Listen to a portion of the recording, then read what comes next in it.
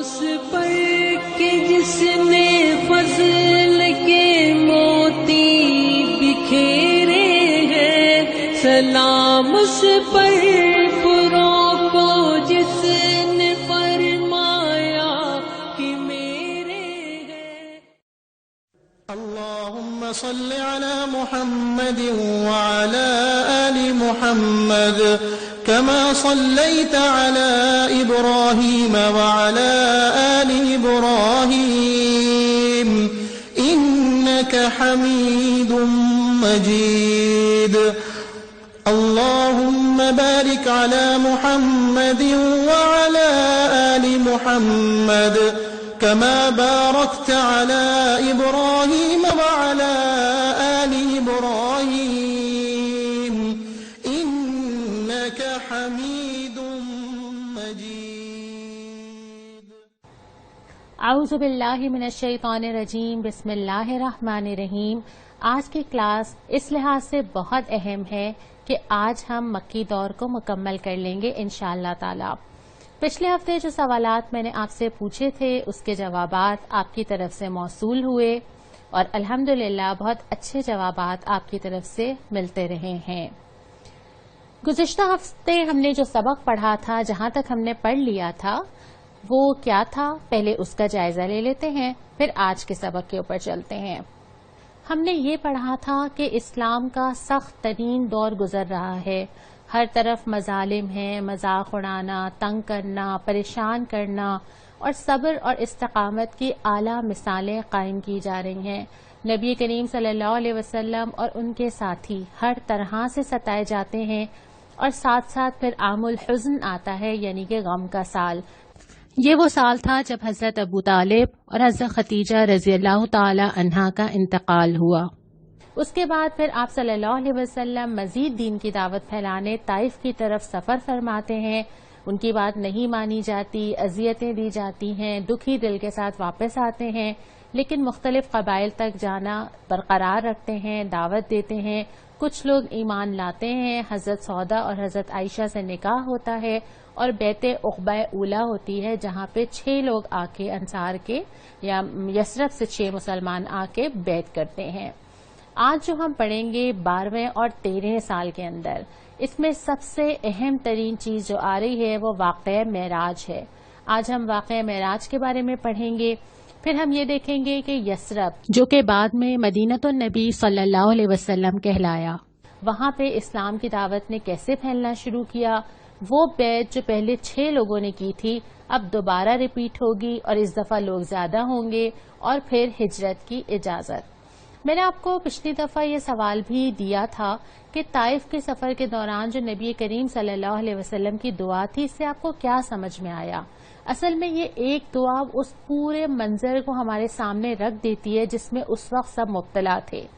دل میں دکھ تھا، فطری سی بات ہے، دل کے اندر تکلیف تھی، جانتے تھے کہ ہم بالکل حق پر ہیں، ہماری کوئی اور غرض نہیں ہے، ہم لوگوں کو کیسے بتائیں، لوگ کیوں نہیں سمجھتے، لوگ کیوں نہیں اس دین کی طرف آتے، دل کے اندر دکھ بھرا ہوا ہے، لیکن اپنا غم صرف اور صرف اللہ سے کہتے ہیں، اللہ کے سامنے گڑ گڑاتے بھی ہیں، شکوہ بھی کرتے ہیں، اپنے دل کی حالت بھی دکھا دیتے ہیں، لوگوں کے لیے بد دعا نہیں کرتے، لوگوں کے لیے تو ہمیشہ خیر ہوتا ہے، اور اس کے ساتھ ساتھ اصل سہارا صرف اس رب العالمین کو سمجھتے ہیں۔ یہ یقین ہوتا ہے کہ اصل میں جو سہارا دینے والی ذات ہے اس کے ہاتھ میں سب کچھ ہے، اور اس کے بعد جو فکر لگی ہوتی ہے نا، وہ صرف یہ فکر ہوتی ہے کہ اللہ تو ناراض نہیں ہے نا، تو راضی ہے نا، اور جو اصل چیز چاہیے وہ صرف یہ چاہیے کہ بس اللہ راضی ہو جائے۔ یعنی اگر اس پوری دعا کو ہم ایک جملے میں بیان کریں کہ عملاً تو دین قائم کیا جا رہا تھا نا، اقامت دین کی جا رہی تھی، دین کو قائم کرنے کی کوشش کی جا رہی تھی، لیکن سب کو پتا تھا کہ ان ساری کوششوں سے اصل میں جو حاصل کرنا ہے وہ رضا الہی کا حصول ہے۔ اللہ کی رضا مل گئی تو یہ کسی نے مانا یا کسی نے نہیں مانا یہ اتنا امپورٹنٹ نہیں ہے، لیکن اللہ ناراض ہو گیا تو سارا کیا کرایا غارت ہو جائے گا۔ اس کے بعد پھر ہم اگلے واقعے کی طرف آتے ہیں جو ہے واقعہ معراج۔ اس معراج کے سفر کو اسرا بھی کہا جاتا ہے۔ اسرا کا مطلب ہے رات کے وقت لے جایا جانا، اور معراج کا مطلب ہے اوپر اٹھانا، سیڑھی کو بھی معراج کہا جاتا ہے، تو دونوں ہی معنوں میں یہ واقعہ اسرا بھی کہلاتا ہے اور واقعہ معراج بھی کہلاتا ہے۔ اس واقعے کا ذکر قرآن میں سورہ بنی اسرائیل میں آتا ہے، بالکل پہلی آیت میں ذکر ہے سبحان الذی اسری بعبدہ لیلا من المسجد الحرام الی المسجد الاقصی الذی بارکنا حولہ لنریہ من آیاتنا انہ هو السمیع البصیر۔ پاک ہے وہ جو لے گیا ایک رات اپنے بندے کو مسجد حرام سے دور کی اس مسجد تک جس کے ماحول کو اس نے برکت دی ہے تاکہ اپنی نشانیوں کا مشاہدہ کرائے۔ حقیقت میں وہی ہے سب کچھ سننے والا اور دیکھنے والا۔ اس صورت میں اللہ تعالیٰ نے ذکر کیا ہے اس معجزے کا جو اللہ تعالیٰ نے نبی کریم صلی اللہ علیہ وسلم کو عطا کیا۔ وہ معجزہ یہ تھا کہ آپ صلی اللہ علیہ وسلم کو رات کی تاریکی میں ایک سیر کروائی گئی۔ آپ کے سامنے جو اس وقت چارٹ نظر آ رہا ہے اس میں آپ کو وہ پورا نقشہ سمجھ آ جائے گا کہ کس طرح اللہ تعالیٰ نے نبی کریم صلی اللہ علیہ وسلم کو ایک رات کے اندر کتنی ساری نشانیوں کا مشاہدہ کروایا۔ سفر شروع یوں ہوتا ہے کہ آپ صلی اللہ علیہ وسلم مسجد حرام کے قریب سو رہے ہیں، موجود ہیں کہ حضرت جبرائیل علیہ السلام آتے ہیں۔ آنے کے بعد وہ آپ صلی اللہ علیہ وسلم کو اپنے ساتھ لے جانا چاہتے ہیں۔ ایک سواری آتی ہے جسے براق کہا جاتا ہے، خچر کی طرح کا ایک جانور ہے جو بہت تیز چلتا ہے، اور اس کے بعد وہ واقعہ پیش آتا ہے کہ آپ صلی اللہ علیہ وسلم کا سینہ چاک کیا جاتا ہے، یہ شق صدر کا معجزہ کہا جاتا ہے۔ اور اس کے بعد یہ دوبارہ ہوا تھا، اس سے پہلے بھی ایک دفعہ پیش آ چکا تھا۔ حضرت جبرائیل نبی کریم صلی اللہ علیہ وسلم کے سینہ مبارک کو چاک کرتے ہیں اور پھر اس کو آب زمزم سے دھوتے ہیں اور اس کو ایمان سے بھر دیتے ہیں۔ اس کے بعد سفر شروع ہوتا ہے۔ سب سے پہلے کہاں جاتے ہیں؟ مسجد اقصی، یعنی کہ جو اس سے پہلے جس طرف مسلمان رخ کر کے نماز پڑھا کرتے تھے، سب سے پہلے سفر وہاں کا ہوتا ہے۔ البتہ راستے میں 3 مقامات پہ رکتے ہیں، مدینہ پہ، طور سینا پہ جہاں حضرت موسیٰ نے اللہ تعالیٰ سے بات کی تھی، اور بیت اللحم پہ جہاں حضرت عیسیٰ کی پیدائش ہوئی تھی۔ اس کے بعد مسجد اقصی پہنچتے ہیں، وہاں تمام پیغمبر موجود ہوتے ہیں جن کو اللہ تعالیٰ نے اس روئے زمین پر بھیجا ہے۔ آپ صلی اللہ علیہ وسلم امامت فرماتے ہیں اور تمام پیغمبر ان کے پیچھے نماز پڑھتے ہیں۔ پھر سفر شروع ہوتا ہے۔ سب سے پہلے آتا ہے پہلا آسمان، وہاں جاتے ہیں، دروازہ کھٹکھٹاتے ہیں اور پوچھا جاتا ہے کہ کون آئے ہیں؟ حضرت جبرائیل بتاتے ہیں کہ محمد صلی اللہ علیہ وسلم آئے ہیں۔ دروازہ کھلتا ہے تو آپ کی ملاقات حضرت آدم علیہ السلام سے ہوتی ہے۔ حضرت آدم سے ملاقات ہوتی ہے اور اس کے بعد وہ نبی کریم صلی اللہ علیہ وسلم یہ دیکھتے ہیں کہ کبھی وہ دائیں دیکھتے ہیں خوش ہوتے ہیں، کبھی بائیں دیکھتے ہیں پریشان ہوتے ہیں۔ تو آپ پوچھتے ہیں کہ یہ کیوں دیکھ رہے ہیں؟ تو بتایا یہ جاتا ہے کہ وہ دائیں طرف ان لوگوں کو دیکھ رہے ہیں جن کو انعامات ملے ہیں تو خوش ہو جاتے ہیں، بائیں طرف وہ ان لوگوں کو دیکھ رہے ہیں جو عذاب میں مبتلا ہوئے ہیں تو وہ پریشان ہو جاتے ہیں۔ یہاں پہ نبی کریم صلی اللہ علیہ وسلم کو دوزخ بھی نظر آتی ہے اور بہت سارے مشاہدات بھی ہوتے ہیں جن کا ذکر ہم آگے کریں گے۔ پھر اس کے بعد سفر آگے بڑھتا ہے اور دوسرے آسمان پہ آپ کی ملاقات حضرت یحییٰ علیہ السلام اور حضرت عیسیٰ علیہ السلام سے ہوتی ہے۔ اس کے بعد اور آگے جاتے ہیں، تیسرے آسمان پہ پہنچتے ہیں اور وہاں پہ حضرت یوسف علیہ السلام سے ملاقات ہوتی ہے۔ پھر سفر اور آگے بڑھتا ہے، چوتھے آسمان کی طرف بڑھتے ہیں اور حضرت ادریس علیہ السلام سے ملاقات ہوتی ہے۔ پانچویں آسمان پہ جاتے ہیں، حضرت ہارون علیہ السلام سے ملاقات ہوتی ہے۔ چھٹے آسمان پہ جاتے ہیں تو حضرت موسیٰ علیہ السلام سے ملاقات ہوتی ہے اور ان کی آنکھوں میں آنسو آ جاتے ہیں۔ آپ اس کی وجہ پوچھتے ہیں تو وہ کہتے ہیں کہ آپ صلی اللہ علیہ وسلم کی امت کے لوگ حضرت موسیٰ کی امت سے زیادہ جنت میں داخل ہوں گے۔ اس کے بعد پھر ساتواں آسمان آتا ہے اور یہاں پہ آپ صلی اللہ علیہ وسلم کی ملاقات حضرت ابراہیم علیہ السلام سے ہوتی ہے۔ یہ جتنے پیغمبروں سے ملاقات ہوئی ہم نے یہ سب قرآن میں پڑھا ہے، یہ سب بھی وہی دعوت لے کر آئے تھے جو نبی کریم صلی اللہ علیہ وسلم لے کر آئے، اور جس سے بھی آپ صلی اللہ علیہ وسلم کی ملاقات ہوئی آپ صلی اللہ علیہ وسلم نے تمام انبیاء کو سلام کیا، انہوں نے اس کا جواب دیا، آپ صلی اللہ علیہ وسلم کو نبوت کی مبارکباد دی، اور سب سے اہم بات یہ کہ آپ صلی اللہ علیہ وسلم کی نبوت کا اقرار کیا کیونکہ جب کوئی نیا نبی آ جاتا ہے تو اس سے پہلے والا نبی جو ہے اس کی شریعت منسوخ ہو جاتی ہے. یعنی کہ اب اگر آپ صلی اللہ علیہ وسلم آ گئے ہیں تو اس کے بعد اب جو نبوت ہے جو آپ صلی اللہ علیہ وسلم کو دی گئی اور آپ کے بعد کسی کو نہیں دی گئی، وہ نبی کریم صلی اللہ علیہ وسلم کے پاس تھی اور انبیاء تک نے اس نبوت کا اقرار کیا. اس کے بعد پھر آپ ایک مقام پر پہنچتے ہیں جسے کہا جاتا ہے بیت المعمور، اور یہ وہ مقام ہے، ایک جگہ میں نے پڑھا کہ یہ وہ مقام ہے جس کا ایک ہلکی سی جھلک خانہ کعبہ کی شکل میں زمین پر موجود ہے، اور یہاں پہ ایک روز میں 70,000 فرشتے اس سے داخل ہوتے ہیں، اور یہاں پہ اللہ تعالیٰ کی بندگی بجائی جاتی ہے، فرشتوں کی ایک الگ ہی دنیا آباد ہے. اور یہاں پہ ایک مقام ہے جسے سدرۃ المنتہا کہا جاتا ہے، جس کا قرآن میں بھی ذکر ہے. اس کے آگے پہ حضرت جبرائیل علیہ السلام بھی نہیں جاتے. اس مقام پر اللہ تعالیٰ نے نبی کریم صلی اللہ علیہ وسلم کو جنت کا مشاہدہ بھی کروایا، اور یہاں پھر اللہ رب کائنات سے ملاقات ہوتی ہے. جب ملاقات ہوتی ہے جو چیزیں آپ صلی اللہ علیہ وسلم کو دی جاتی ہیں اس میں ایک تو اہم چیز یہ تھی کہ 50 نمازیں فرض کی جاتی ہیں.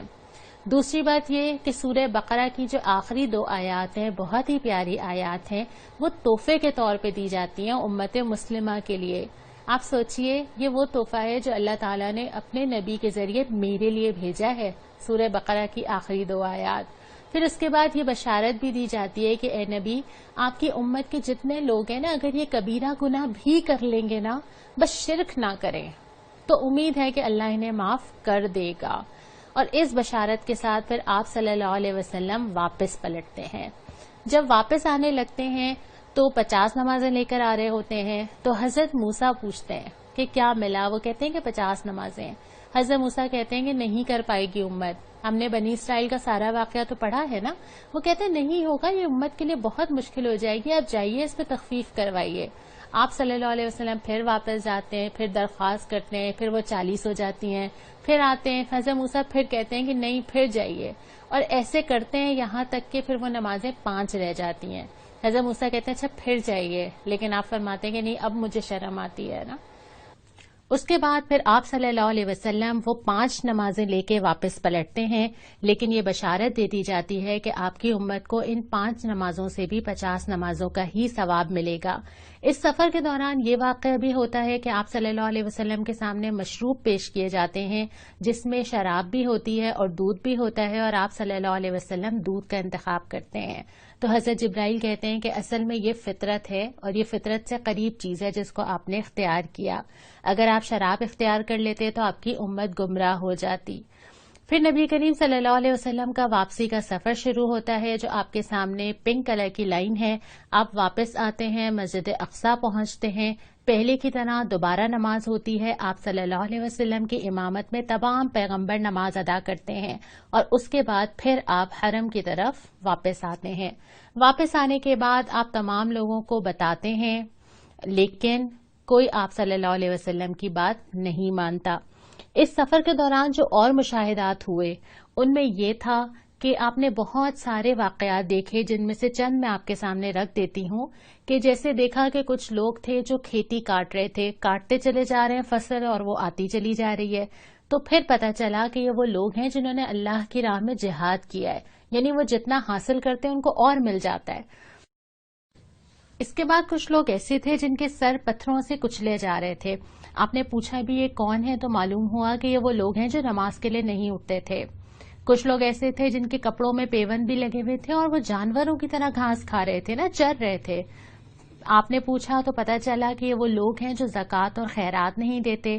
اسی طرح کچھ لوگ تھے جن کی زبانیں اور جن کے ہونٹ کینچی سے کاٹے چلے جا رہے تھے. معلوم کرنے پہ پتہ چلا کہ یہ وہ لوگ ہیں جنہوں نے دنیا میں بہت غلط استعمال کیا تھا اپنی زبانوں کا. اسی طرح کچھ لوگ جو اپنا ہی گوشت کاٹ کر کھا رہے تھے. پتہ یہ چلا کہ یہ وہ لوگ ہیں جو دنیا میں بہت لوگوں کو تانے دیا کرتے تھے. اسی طرح تانبے کے ناخن سے اپنا منہ اور اپنا سینہ نوچنے والے لوگوں کو بھی آپ صلی اللہ علیہ وسلم نے دیکھا، اور یہ وہ لوگ تھے جو دوسروں کی غیبت کرتے تھے یا دوسروں کی عزت پر حملہ کرتے تھے. عزت پر حملہ کرنے سے مراد الزام لگا دینا، بہتان لگا دینا، بدگمانی کرنا، غیبت کرنا، یہ ساری چیزیں عزت پر حملہ ہیں. تو انسانوں کے ساتھ جو معاملات ہیں جن کو ہم بہت ہلکا لیتے ہیں وہ اتنے ہلکے نہیں ہیں. ان میں بھی آپ کو بہت ساری عبادات سے زیادہ حقوق العباد نظر آ رہے ہیں. اور بھی بہت ساری چیزیں ہیں جو سفر کے دوران آپ صلی اللہ علیہ وسلم نے دیکھی. اسی طرح کے مشاہدات آپ جب واپس آتے ہیں تو پھر آپ لوگوں کو بیان کرتے ہیں اور لوگ مذاق بناتے ہیں کہ اچھا ایک رات کے اندر آپ ہو کے بھی آ گئے. لیکن ان سب کے درمیان ایک ہستی ہوتی ہے جس کے پاس ایک شخص جاتا ہے اور کہتا ہے کہ اے ابو بکر تمہیں معلوم ہے تمہارے رسول کیا کہہ رہے ہیں؟ پوچھتے کیا کہہ رہے ہیں؟ وہ کہتے ہیں کہ وہ تو کہہ رہے ہیں کہ ایک رات میں جا کے مسجد اقصی ہو کر آ گئے. حضرت ابو بکر فرماتے ہیں کہ میں تو یہ بھی مانتا ہوں کہ ان کے پاس روزانہ پیغمبر آتا ہے اور مجھے یقین ہے کہ وہ سچ کہتے ہیں. اس دن سے حضرت ابو بکر صدیق کا لقب صدیق پڑا. اس کے بعد پھر ہم آگے چلتے ہیں. ایک طرف تو مکہ کے اندر یہ سب جاری تھا، دوسری طرف یثرب جہاں پہ حضرت مصعب بن عمیر کو بھیجا گیا تھا اور وہ خاموشی کے ساتھ ایک کام کر رہے تھے کہ گھر گھر جا کے اسلام کی دعوت دے رہے تھے. یثرب کے اندر حضرت مصعب بن عمیر کی تبلیغ کی وجہ سے کوئی گھر ایسا نہیں بچا تھا جہاں اسلام کی دعوت نہ پہنچی ہو.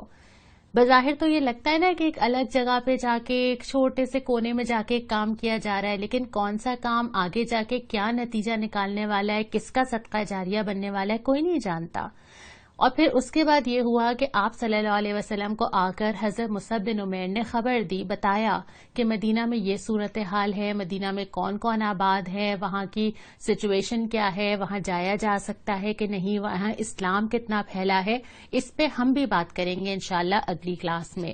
اس کے بعد پھر حضرت مصعب کی تبلیغ کے نتیجے میں جو لوگ اسلام لائے ہیں، اب وہ تعداد پچھلے سال جو 6 تھی اب وہ تعداد 70 سے زیادہ ہو چکی ہے، جس میں کچھ خواتین بھی ہیں. یہ لوگ آتے ہیں، مکہ آتے ہیں، جو حج کے لیے قافلے آتے ہیں جس پرانے طریقے پہ مشرکین حج کیا کرتے تھے، ان قافلوں میں مل کر آتے ہیں اور ایک پوائنٹ ڈیسائیڈ ہوتا ہے جہاں پہ آپ صلی اللہ علیہ وسلم ان سے ملیں گے.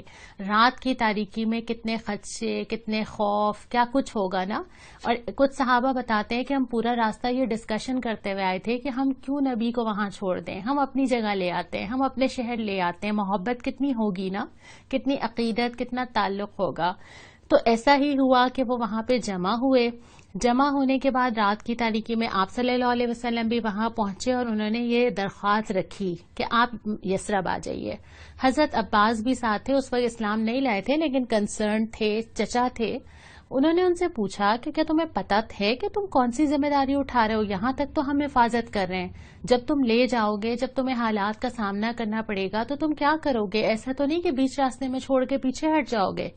لیکن وہ لوگ کیا سوال کرتے ہیں؟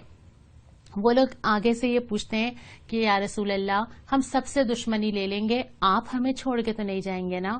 آپ صلی اللہ علیہ وسلم مسکرانے لگتے ہیں اور پھر آپ اس کے بعد یقین دلاتے ہیں کہ نہیں، تمہاری دشمنی میری دشمنی، جن سے تمہاری صلح میری صلح، اور میں تم سے اور تم مجھ سے نا.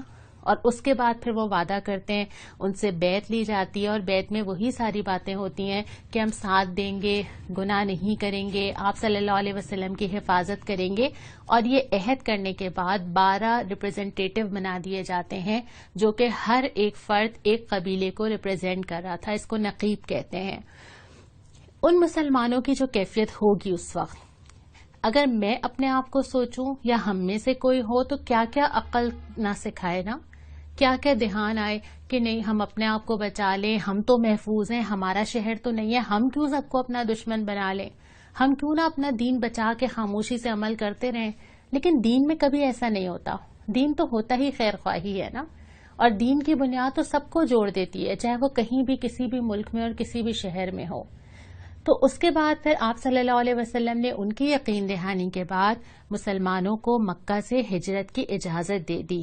آپ یہاں پہ یہ بھی سوچئے 2 منٹ رک کر کہ اپنے گھروں میں تھے، جو مالدار تھے ان کے پاس مال تھا، مفادات تھے، رشتوں سے جڑے ہوئے تھے، تجارتیں یا کام یا کاروبار تھا، خاندان تھا، لوگ تھے، سب تھوڑی مسلمان ہو گئے تھے، پورا خاندان تھوڑی جا رہا تھا. کچھ ایسے تھے کہ شوہر مسلمان تھا، بیوی نہیں تھی، کوئی بیوی تھی تو شوہر نہیں تھا، کسی کا باپ نہیں تھا. ان ساری چیزوں کو چھوڑ کے جانا تھا ایک چیز بچانے کے لیے، اور وہ ایک چیز کیا تھی؟ ایمان. فیصلہ کرنا تھا سب سے اوپر کس چیز کو رکھا جائے گا. یہ ساری چیزیں کھینچتی تو ہوں گی نا اپنی طرف، لیکن فیصلہ یہ کرنا تھا کہ ہر چیز کو پیچھے ڈال دیا جائے، ایمان بچا کر نکل جایا جائے۔ اس کے آگے ہم اگلے ہفتے انشاءاللہ تعالی دیکھیں گے کہ جو ہجرت کی جا رہی تھی، کہاں جا رہے تھے، کیسے جا رہے تھے، ہم اگلے ہفتے بات کریں گے۔ آج کا میرا سوال بھی اسی بیت عقبہ ثانیہ کے بارے میں ہی ہے کہ جو یثرب کے مسلمان تھے، جنہوں نے آگے بڑھ کے آپ صلی اللہ علیہ وسلم کو انوائٹ بھی کیا، ساتھ بھی دیا، بیعت بھی کی، ایک مسلمان کا کیا شاندار کردار ہونا چاہیے، آپ نے ان سے کیا سیکھا؟